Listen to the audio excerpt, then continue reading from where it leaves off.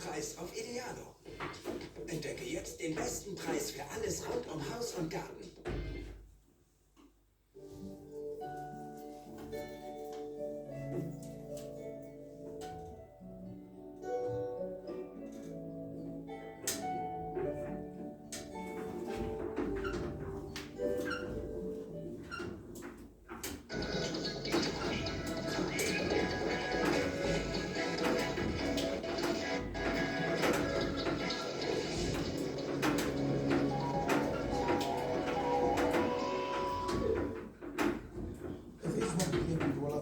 Welcome to join us, Kendra Henry, attendant Monique Naosi. Good day, Monique. Good day, avec Madame Atembe, mesdames et messieurs, bonjour et bienvenue à cette session d'information bilingue sur Canal 2 International. Les titres du journal.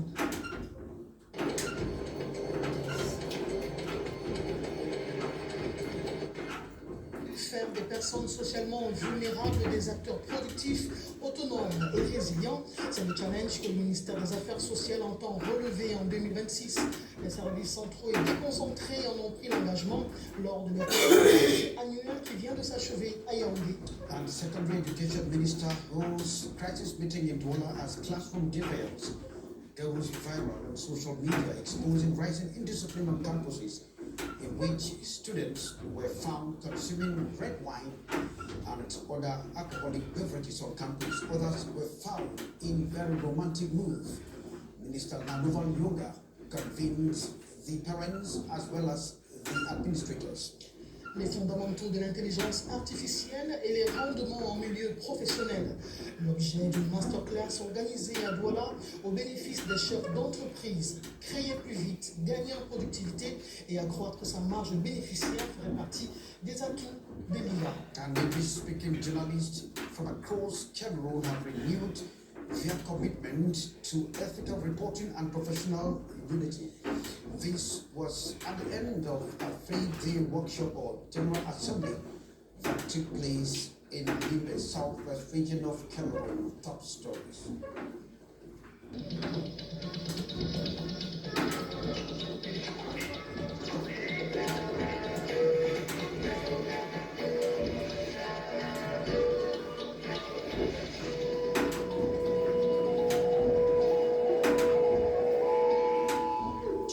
On our respective platforms for consultation on Canal International. We begin with you, Monique Naosi. And of course, you are telling us how the Ministry of Social Affairs is doing everything to make sure the canalize social actions across the country. Of course, avec John Atembe, évaluer les résultats des actions qui ont été menées en 2025. En effet, de corriger les insuffisances pour accroître l'inclusion et l'insertion socio-économique des personnes vulnérables. C'est l'objet de la conférence annuelle des services centraux et déconcentrés qui vient de s'achever à Yaoundé, présidée par le ministre Pauline Irène Zédé. Les détails avec Delphine Foncoutene. Au ministère des Affaires sociales, la cérémonie de présentation des 2026 est aussi un moment de bilan et surtout de projection. Face aux cadres et partenaires du département, le ministre fixe le cap. Changer de paradigme et passer des actions ponctuelles à des mécanismes durables. En 2026, une enveloppe de 26,5 milliards de francs CFA est mobilisée, avec un accent particulier sur les personnes socialement vulnérables. Parmi elles, les personnes handicapées occupent une place centrale. La dispense de paiement des frais de consultation dans toutes les formations hospitalières et sanitaires publiques. Abattement de 50% sur les frais de scolarité universitaire dans les établissements publics. Abattement de 50% sur les prix de transport. La dispense des charges salariales aux personnes handicapées, à l'exception des cotisations sociales. Des mesures concrètes pour favoriser l'autonomisation et l'inclusion. La cérémonie s'achève avec une ambiance conviviale, entre prestations artistiques et échanges de lieux, le symbole d'une année 2026 placée sous le signe de la solidarité. Intéresser les chefs d'entreprise à l'utilisation de l'intelligence artificielle, un outil qui leur permet de créer un peu plus rapidement, gagner une marge bénéficiaire conséquente. Général ça, les détails. Durant l'année scolaire 2024-2025, 3000 nouveaux enseignants ont intégré l'éducation de base. La politique d'enseignement de langue nationale s'est accélérée avec 5 langues, dont le Bassa, le Douala, l'Ewondo, le Fofodé et le Omala, dispensés dans 48 écoles primaires pilotes à travers le pays. Les résultats aux examens officiels ont eux aussi connu une hausse. 91,50%, notamment au CEP, et de 97,31% au First School Ewing Certificate. Face à ce bilan satisfaisant, le ministre de l'Éducation de base a exhorté ses collaborateurs à maintenir le cap. Continuer sur la même lancée pour que 2026 soit plus retentissant en succès. La cérémonie de présentation des vœux au ministre et à la secrétaire d'État s'est tenue en présence des membres du gouvernement, des autorités administratives, des partenaires techniques et financiers. Les personnels les plus méritants ont reçu des décorations. Vous avez eu droit à cette actualité au ministère de l'Éducation de base. Cette fois-ci, nous mettons le curseur sur cette masterclass qui vient de se tenir dans la ville de Douala. Je vous sens. L'intelligence artificielle vient résoudre désormais de nombreux problèmes en milieu professionnel. C'est ce potentiel que nous avons découvert aujourd'hui qui nous permet d'étendre nos capacités dans la digitalisation, la transformation, le processus vers lequel l'entreprise s'élance. Ce samedi, la masterclass en IA créative a consacré une journée intensive aux entreprises pour apprendre à utiliser l'intelligence artificielle comme un véritable outil de travail. L'IA, c'est quelque chose dont on n'imagine pas réellement l'importance. Comme je disais au préalable, si on utilise ça dans le bon sens, on peut vraiment s'en sortir dans tous les domaines. En tant que prompt, par mes collaborateurs, là je sais ce que c'est qu'un prompt. Aujourd'hui je sais comment structurer mon IA. Créer plus vite, gagner en productivité et prendre une longueur d'avance dans nos métiers respectifs grâce à l'intelligence artificielle, tels sont les objectifs que vise cette masterclass. J'ai travaillé avec les apprenants sur une méthode. Parce qu'aujourd'hui, l'IA, tout le monde utilise déjà l'IA. Et ces apprenants manquaient de méthode. Parce que sans méthode, on a une mauvaise IA. Au menu de cette rencontre, ce samedi à Douala, les fondamentaux de l'intelligence artificielle et la productivité professionnelle.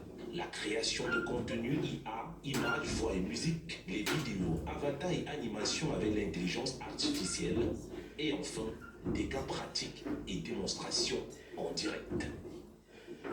Naloba Lyonga, le ministre des Enseignements secondaires, son au-delà de la dépravation des mœurs au Cameroun, était à Douala hier, avec Jean Tendé.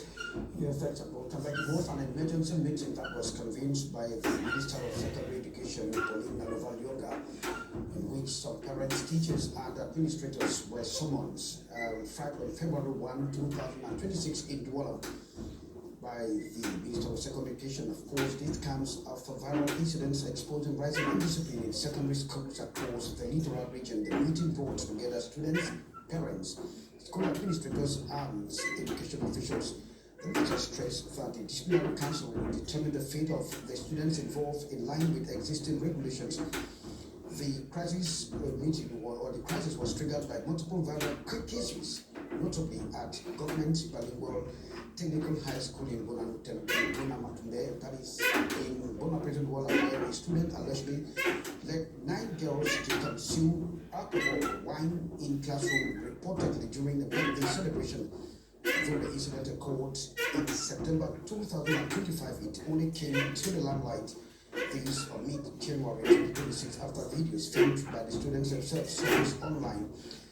Since school, another video showed 2 boys fighting over a pen, a situation worsened after one of them was posted online, prompting classmates to film and shot the fight. And the third incident was at college level, where a footage of a boy and a girl were in a romantic footage.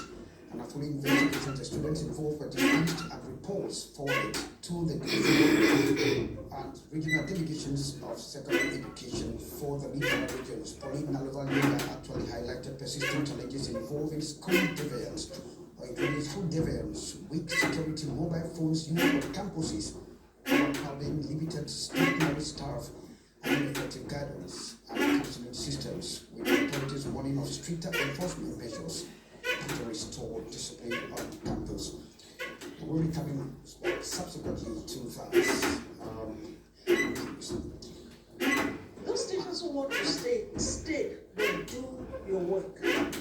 Because today, we have a software today or tomorrow. I will not be asking you who was in class and who was not in class. Because if you have a class where students are twisting each other, it means that somebody was not in class. And it is not the time for a discipline master to come and tell me that he was not well. You were not well, you were going away. There are no other people in the class, in the school. Even if you have one teacher and you have a camera, you can do so much to know what the students break them. You have to know that before somebody breaks a camera, the image is break that. What are you a teacher for?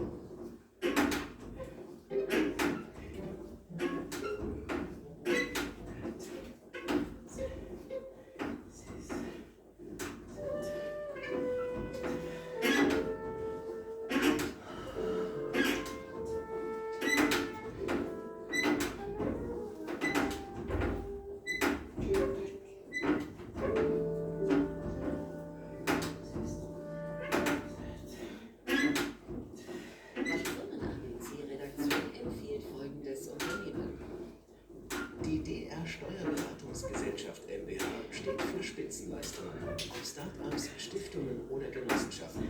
Wer seine steuerlichen Vorteile maximieren möchte, ist bei Diana Rohrbach genau richtig. Vertrauen Sie auf langjährige Erfahrung, tiefe Fachkenntnis und persönliches Engagement. DR Steuerberatungsgesellschaft MbH. Erstklassige Beratungsqualität in Babenhausen. Dieses und weitere empfehlenswerte Unternehmen finden Sie auf unserem Portal. Well, that was Secondary Education Minister Malova. You were talking there during the crisis meeting. I will move over to Adamawa, that is Galintinia, where it has been a very sad moment in that part of the country following arson attacks in the residence or premises of senior state officials. And of course, the recent case was that of a divisional officer who was roasted alongside some of his family members. More in the report. According to local accounts, the origin of the fire remain unknown.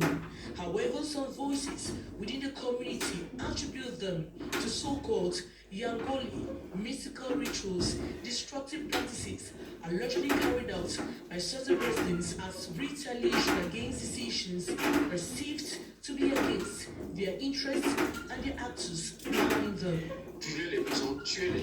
C'est vraiment inadmissible. As a result of the beliefs, Adjutant Chef Major Alain Jampa is now homeless. He revealed that he lost everything in the fire, including his military belongings. In the second tragedy, senior civil administrator Nariki perished alongside his wife and children. Only 2 members of the family survived: the eldest daughter, aged 18, and the youngest child, barely 2 years old. In Galinta, narrowing discussions have increasingly pointed to underlying tensions linked to gold exploitation in the area, and a large conflict between the local population and the Chinese mining company set to be fueling resentment. Caught in the middle, local administrative authorities are accused by some residents of playing a non-transparent role in managing the situation. Les populations se sont senties lésées, mais qu'on n'oublie pas que la loi, il y a les règles. On ne peut pas aussi creuser de l'or sans apporter de développement dans ces localités. Do these authorities truly bear full responsibility, or have they been unfairly contempt without a clear understanding of the scope and limits of their mission? The question remains open. Ultimately, this mineral-rich subdivision of Adamawa is now marked by the burning of officials, residences, and the burial of state agents. While some human justice may act swiftly, divine justice, many believe, takes its time, yet will eventually shed light on all those entangled in what is already being referred to as the Ghanaian Scenery Crest Gold Affair. Very much, Marinji, as the newly installed Southwest Regional Executive Council has placed or is prioritizing developments as and peace as they take a new mandate or a fresh start of their mandate. These oath during their installation by Chief Justice Paul Ngudi. Saleh Sheriff report comes from Southwest correspondent John Richard. The new Executive Council members have sworn in during the formal ceremony presided over by the President of the Southwest Court of Appeal, Chief Justice Paul Ngudi, who has urged them to serve with honor, integrity, and responsibility, stressing that effective decentralization depends on transparent governance and responsiveness to the people.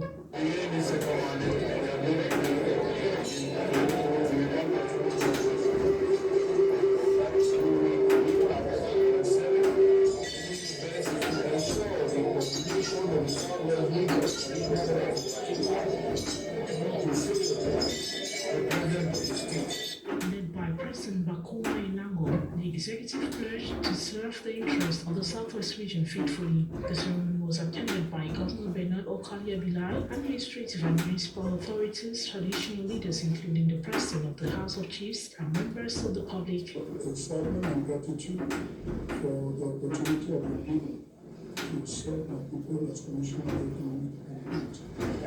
I want to assure you that there's going to be full collaboration between the Chief and the President of the Regional Council. Outlining priorities for the Council's second mandate, President Bakuma Ilango announced plans to construct the headquarters of the Southwest Regional Assembly, rehabilitate the Bangem to new road, and upgrade the road linking 3 Koma Ekome to the Kome Valley. Jennifer Saleh reported, thanks Sheriff for the second part of this discussion mandate. La grande famille de la recherche scientifique vient de se réunir à Yaoundé autour de Madeleine Chanty, ministre de la Recherche scientifique et de l'Innovation. C'était à l'occasion de la cérémonie de présentation des vœux, occasion choisie pour évaluer l'année 2025 et se projeter dans l'année 2026. Joël 23, Serge Amanzibou, reportage. En dépit de nombreuses contraintes qui se sont imposées en 2025, l'année a été dans son ministère de la Recherche scientifique et de l'Innovation. C'est l'essentiel à retenir du discours de la secrétaire générale. De nombreux projets ont été menés dans les domaines agricoles, piscicoles et de l'élevage, entre autres. Le MINRESI jouant ainsi pleinement son rôle d'avant-garde dans la lutte pour l'autosuffisance alimentaire. La production et la distribution de plus de 500 000 plants dans le cadre de la plus spéciale pour la production et la distribution de noix de cajou. La production et la distribution des sanitaires de poissons à haut potentiel de productivité aux agriculteurs et des pisciculteurs. Prenant la parole à son tour, la patronne de la recherche scientifique et de l'innovation va formuler ses meilleurs vœux aux responsables et au personnel de son département ministériel, aux invités spéciaux, dont des parlementaires et aux partenaires. De nombreuses mutations sont annoncées courant de cette année avant de placer 2026 sous le signe de la recherche de troisième génération. Je voudrais résumer ici notre ferme volonté d'annoncer le passage de la recherche camerounaise à une recherche de troisième génération. Je demande à nos proches collaborateurs de faire pour la mise en place d'un institut futuriste qui sera en charge de la conduite et du développement de la recherche émergente et du flux chimique et pharmaceutique. Le second tableau de ce moment est marqué par des prestations et animations, ainsi que cet instant chaleureux durant lequel le ministre échange des poignées de main avec ses collaborateurs les plus proches, le personnel des services centraux et déconcentrés, les partenaires et une bonne brochette d'invités spéciaux. Un moment où en couleur et annonce devant faire de la recherche scientifique et de l'innovation un pilier de ce nouveau septennat. Et l'engagement sont les vertus qui ont été recommandées au nouveau leader de l'église évangélique du Cameroun, région du 23 sous l'enveloppe du président, Aurélien Linthieu, président de la région. Aruna Sira et Armand pour plus de précision. Il y a une place et un rôle pour tous au sein de l'église évangélique du Cameroun.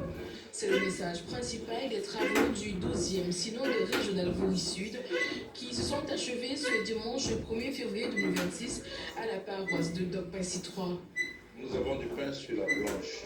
Parmi les grandes révolutions, nous avons demandé les élections de certains lieux de culte en annexe et de certains lieux en paroisse. Nous avons insisté sur l'application des textes et surtout sur le refus du cumul, nul n'est indispensable. Chacun doit jouer un rôle.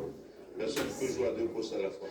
Des résolutions techniques à l'issue des échanges entre pasteurs, anciens d'église et des responsables de chorales et mouvements sous le thème « La fécondité missionnaire », un appel à aller plus loin et en profondeur dans la pêche des disciples. Pour aller en profondeur, il faut être comme Moïse, il faut être un intercesseur rompu à la tâche. Il était donc important de dire au peuple de Dieu que ce que chacun est, la position de chacun ne dépend pas de ses mérites, mais de la grâce de Dieu. Campagne d'évangélisation, concert de musique, exposition-vente du savoir-faire des chrétiens de cette communauté ont été entre autres les activités qui ont meublé ce moment d'évaluation et d'engagement. Restons en religion avec les administrateurs de l'Union Mission Nord-Est Cameroun, installés à l'église adventiste du 7e jour en Gaoundéré. C'était au terme d'un culte de prise de charge organisé en Gaoundéré sous les auspices du président de la division de l'Afrique de l'Ouest et du Centre qui couvre 22 pays de la côte atlantique au Sahara. Compte rendu de notre correspondant dans le moment Eric Engagement pris dans l'ancrage de la Bible devant Udo Bassé, président de la division de l'Afrique de l'Ouest et du Centre de l'Église adventiste du 7e jour. Nous sommes en Gaoundéré. Le pasteur Richard Njena Tchanaga prend officiellement sa charge de président de l'Union Mission Nord-Est Cameroun. Un sentiment de reconnaissance et de gratitude à l'endroit de Dieu. L'un des défis, c'est d'avoir des infrastructures qui doivent accueillir le personnel et le siège de l'Union. Il sera accompagné durant son mandat de 5 ans par Jean-Didier Atto, secrétaire exécutif de l'Union, et Jean-Jean Bonnet comme trésorier. Les 3 administrateurs ont été élus lors des travaux d'Accra au Ghana l'an dernier. Le rituel d'installation a également vu 8 chefs de département et 37 membres du comité exécutif installés dans leurs fonctions. Qu'ils soient humbles à servir Dieu, à faire la volonté de Dieu et non la volonté des hommes. Or, dès que le monde connaît Jésus-Christ et se prépare à la volonté de Dieu, cela va donc demander des messages. En point de prière et de louange à Dieu, le culte de ce sabbat a connu la présence des fédérations qui composent ce démembrement de l'église adventiste du 7e jour, jeune mais déjà dynamique dans l'expansion de la parole de Dieu. De Ngaoundéré à Mbonendalès, c'est dans la ville de Douala, où les populations prient pour que la poussière puisse être accusée pour le grand honneur. Well, thanks very much. Daily life has become increasingly challenging, difficult for residents who are living in Bonendale Douala. For the streets plying the roads leading to Abattoir as thick dust from the deteriorating roads are predisposing to very high health risk as well as economic challenges. Ambo Gladys takes a look at those road networks and says something must be done and done fast. With face masks, caps, and protective clothing, commercial bike riders transporting passengers from Chateau Bonaberi to Bonandale, Sodiko Village, and Bonamatobe are forced to shield themselves from the heavy dust that now blankets the roads. Around Carrefour Saint-Bernard and Petit Marché in Bonandale, tailors, traders, and roadside vendors say business has been badly affected as clouds of dust drive customers away and damage goods. We are really suffering here. The dust is too much. It dirties our clothes, affects our work, and even makes our children sick. We have no way to protect ourselves. Look at the road. Everything is dusty. We are really suffering. Customers complain of dust. The dust from passing motorbikes settles on their clothes every day and ends up spoiling them. Shop owners owners along this stretch of roads say they have had to improvise using various methods to attract customers despite the harsh conditions. Every time you have to sweep, you have to dry clean, the things affecting most people here. Our boats with grab which does not really expose the customer, we don't really see them. Fearing the health impact of constant exposure to dust, many vendors now wear face masks daily, even while walking. We all wear face masks to protect our nostrils from the dust. They are appealing to government authorities to urgently rehabilitate the road, warning that the situation worsened during the rainy season, leaving them to endure difficult conditions all year round. Very much, I'm Gladys Diban Monique.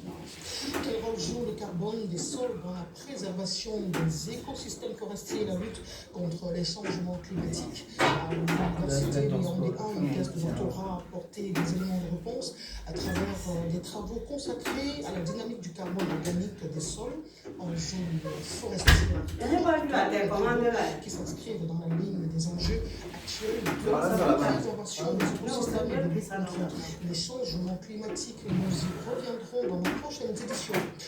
Pour rester dans la préservation de la nature, ce 2 février, en harmonie avec le monde, le Cameroun célèbre la journée mondiale de la zone humide, édition 2026. Et en thème, zone humide et savoirs traditionnels, célébrer le patrimoine culturel. Les actions sont menées par le ministère de l'Environnement et des associations pour interpeller les consciences sur l'importance de la protection et une meilleure appropriation des zones humides. Plus de détails dans nos prochaines éditions. C'est sur ce que nous allons mettre la clé sous le paillasson pour ce qui est de ces 13 heures bilingues. La première livraison de cette semaine qui démarre, la première du mois de février, mesdames et messieurs. Merci de nous avoir regardé. Nos programmes se poursuivent 24 heures sur 24. Le prochain rendez-vous avec l'information, c'est à 15h30, Écho des régions. Rendez-vous à 15h, à 18h15 également. Mettez dans la le journal dans la langue de Shakespeare. Et 19h50, grand format en langue de Molière. Quant à nous, rendez-vous demain lorsqu'il sera 13h. Bon après-midi avec la FMB.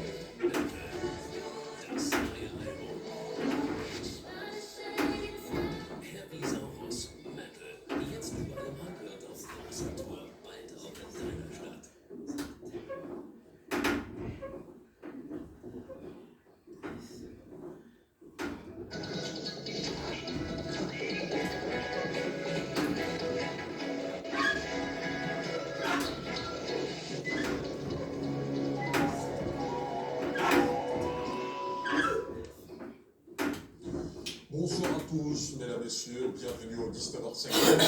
Voici les titres du journal.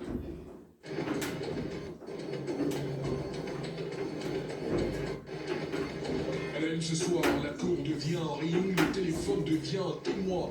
À Douala, bagarre et dérive scolaire ne se cachent plus. Elle se poste, violence filmée, violence partagée. L'école apprend-elle encore ou désapprend-elle la discipline? À suivre dans le dossier du 19h50. Ils signaient pour train mensonge, puis enfermés par un réseau criminel au Nigeria. Ils ont été libérés et rapatriés grâce à la coopération des autorités. Après un mois de janvier difficile, février arrive comme une bouffée d'oxygène. À Yaoundé, certains reprennent leur souffle, tandis que d'autres racontent comment ils ont traversé janvier sans dégâts. Voilà pour les titres.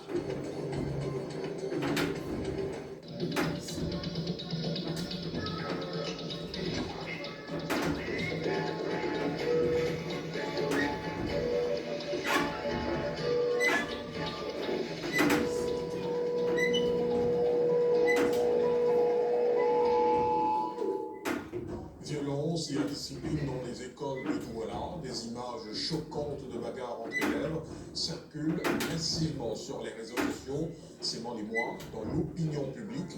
Et face à la gravité de la situation, le ministre des Enseignements secondaires s'est rendu sur place pour évaluer l'ampleur du phénomène. Monique Naossi-Fosso et Thierry Nana.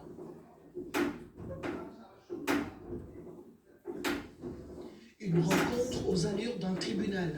Sur le banc des accusés, des parents, des chefs d'établissement, des élèves et sur le perchoir, le ministre des Enseignements secondaires Naloba Longa, son état-major et le gouverneur de la région du littoral. Les chefs d'accusation, consommation d'alcool lors d'un anniversaire par une dizaine de filles du lycée de Bonamatumbe. La caméra woman, c'était toi. Tu as publié vos vidéos sur les réseaux sociaux.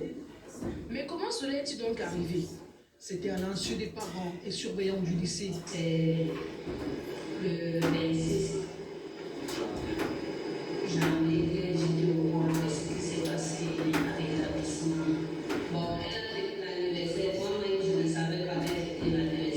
Au collège du Levant à Douala, des actes de pornographie filmés et publiés par des camarades de classe sur les réseaux sociaux. Les images montraient quoi? Deux filles s'embrassaient, un garçon et une fille s'embrassaient devant 3 ou 4 de leur classe. 2 ans plus tôt, l'une des actrices avait été sanctionnée pour des pratiques d'ésotérisme dans ce collège. Lycée bilingue de Bonabéry, bagarre générale entre élèves.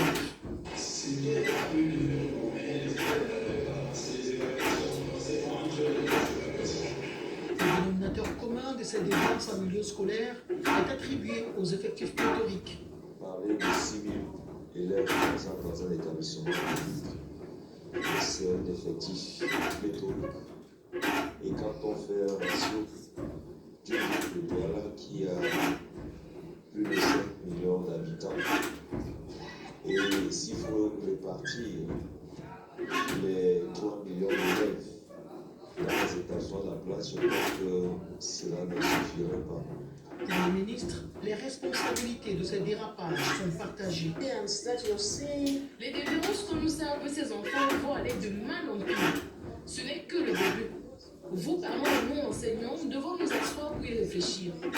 Rappelons-nous que nous sommes à l'ère de l'intelligence artificielle. Les enfants maîtrisent l'IA de A à Z. Ils peuvent falsifier ce qu'ils veulent. Les parents assis ici paraissent tous innocents. Ils n'imaginent pas ce que leurs enfants sont capables de faire. Les auteurs de ces différents forfaits écopent de 8 jours d'exclusion pour certains et une exclusion définitive pour d'autres.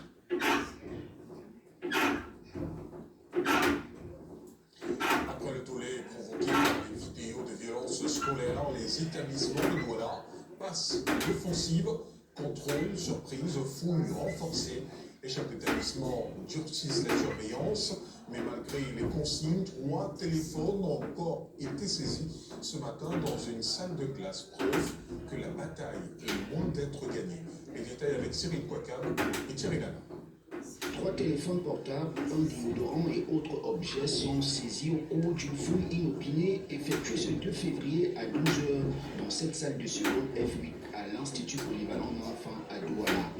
Celle-ci représente une des fouilles qu'on a l'habitude de faire. Vous voyez, pour celle-ci, pour la journée de lundi, on en sort avec 3 téléphones, des parfums, des peignes, des instruments pour détacher les cheveux, les batteries, les barrettes. Les enfants vous donneront forcément des raisons multiples. Si la fouille des élèves constitue ici le premier cordon de sécurité, cependant, elle reste un défi pour cet autre responsable qui accueille près de 2000 élèves chaque matin. La tâche n'est pas facile, mais nous le faisons parce que nous sommes liés et que nous devons mettre l'accent par rapport aux multiples stratégies que ces enfants développent. Au lycée d'Aquanor, comme dans les établissements privés, le problème préoccupe et les chefs d'établissement développent des stratégies pour rendre les actions plus efficaces sur le terrain. Nous avons aussi mis sur pied une task force qui consiste à avoir des indices dans les différents centres de classe qui nous aident dans cette tâche en nous donnant des informations. Nous avons 16 salles de classe qu'on a besoin de mettre les caméras dessus dans les salles de classe pour que de temps en temps on les surveille. Désolé, c'est la première fois qu'on vont entrer dans le cahier en main, les sacs. ensuite, il y aura un premier niveau de fouille qui va fouiller les cahiers et les sacs. Deuxième niveau de fouille, on fouille les chaussettes et les poches. Il y a également un point que la déléguée a demandé de faire, réviser le règlement intérieur pour adapter cette nouvelle donne justement au règlement intérieur afin que les punitions soient mentionnées quand même quelque part. Assainir le milieu scolaire, la question préoccupe désormais au ministère.